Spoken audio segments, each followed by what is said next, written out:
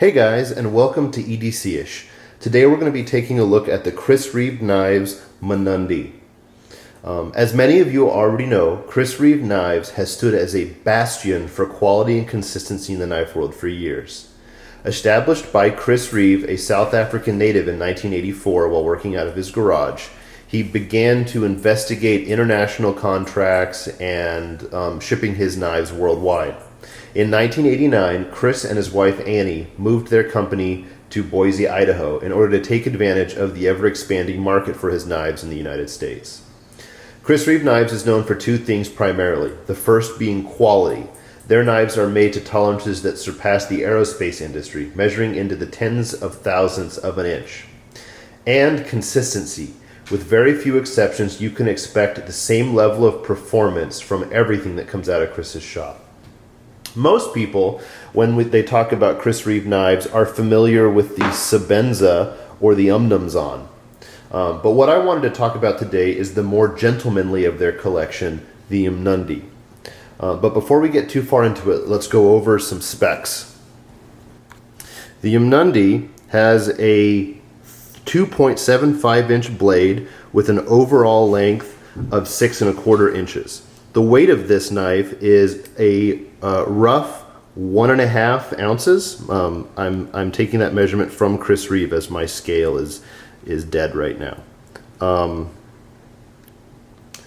The best way that I can think about this particular knife is a slip joint or a traditional folding knife like that as a frame lock, a locking slip joint essentially. The construction is what you would expect from Chris Reeve. It is a simple and tight toleranced single pillar construction. The action is smooth, the lockup is solid, etc., etc. I mean, when you start talking about Chris Reeve knives, you start to feel a little repetitive as you keep saying it's smooth and it's solid, because that is something they are consistently known for. There are, however, two specific things I would like to point out. The first is the clip. It looks awesome, being kind of a tapered dagger milled clip with the Chris Reeve logo milled into it here. My only gripe is that it is really tight. You can see how there's a large amount of material left on this side here. And the problem that I run into with that is when you go to pocket it, it really takes two hands, one to hold the material that you're clipping it over and one to push the knife over it. The second problem I have with the Mnandis is the nail nick. There were two versions of this knife, and the earlier one had a sharper nail nick that you could catch your thumb on and open it one-handed. The later edition did not, and I don't really know why they changed that, other than perhaps it was easier to machine it the way that it is. Now, the one thing that I will say, because I'm sure people will say it in the comments, is you can open it one-handed like so, but it's really inelegant, and honestly it feels a little awkward.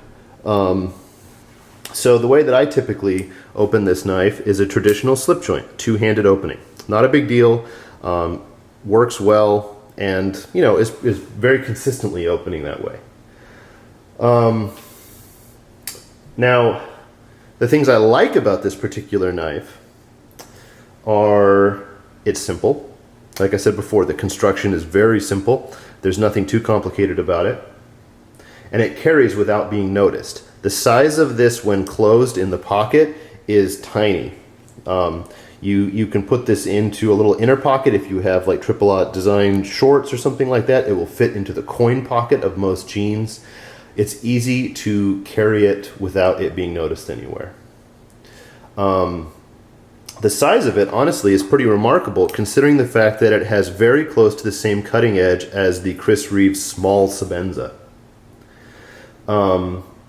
Since we're talking about that, let's talk a little bit about the blade. The blade of my particular version is Devin Thomas Raindrop Damascus.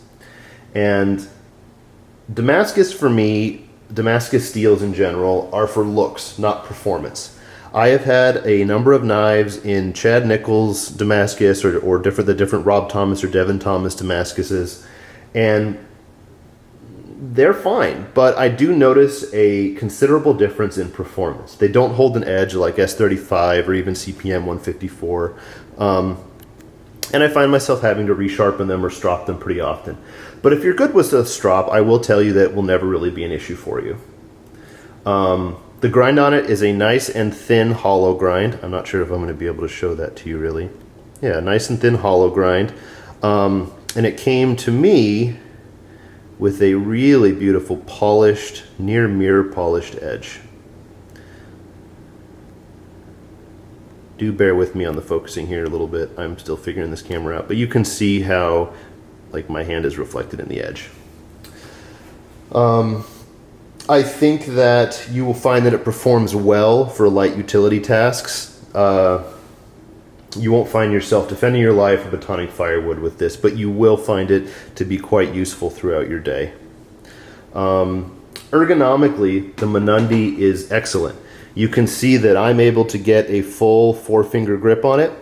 The jimping here is nice and grippy, not overly sharp, but enough to lock your grip into the knife, just like that. Opening it as described is a two-handed action for me, and here's kind of the parallel that I can draw with it. I can get it open like that in the same way that I can take a traditional knife and open a slip joint like that. They are, as you can see, very similar in their design and their carry aesthetic. The only difference is that a traditional knife generally does not have a pocket clip on it. So, all in all, if you work in a dressy office or perhaps a city where a whiz-bang flipper knife may be frowned upon, I think you'll find that the Mnandi is a good premium carry option. They are backed up by an ironclad warranty by Chris Reeve. They have a spa option where you can send your knife in and have it refinished or have any damage to it repaired. But keep in mind that honest wear is cool wear, in my opinion. They come with a decent little variety of things here. Let me zoom out a hair. So when you get your knife, it's going to come with a birth card like this. And this will give you all the specs for it, the day it was made, what kind of wood is in it, what kind of steel if it's not S35. You're going to get a little calfskin leather pouch. And this is a good alternative carry. Oh, dropped it. This is a good alternative carry option if you don't want to carry it clipped to your pocket. It will sit right in there like that. And these are really cool to carry a variety of things, flashlights, other slip joint knives and whatnot. So that's cool. I bought this at a knife show so you can see what I paid for it. Still figuring out the focus distance. So you can see what I paid for it. This one was expensive because it was the Cocobolo and the Damascus. You'll get some care instructions. You're going to get a cleaning cloth, some stickers, various other papers and whatnot, a registration card, all that stuff. You're going to get a tube of fluorinated grease. This stuff is awesome, and I use this on all of my knives. And then taped to the lid of the box, you're going to get the takedown tool. With that Allen wrench, you can take the entire knife apart. So, all in all, guys, I think they're great knives. And if you are looking to get one, I recommend that you go through BladeHQ. There's going to be a link in the description that will take you to the Chris Reeve page where you can look at any of the products that they offer. I'm a huge fan of Sebenzas, Zons, all of them. And if you purchase using my link, anything on BladeHQ's site, your purchase will go towards helping me to keep this channel running. So I would really appreciate it. Anyway, thanks guys. Sorry for some of the technical difficulties and focusing and whatnot. It just takes me a little while to get used to this new camera. Hopefully the video quality is better and it's worth the change for you guys. So thanks a lot, and thanks for watching a video by EDC-ish. See ya.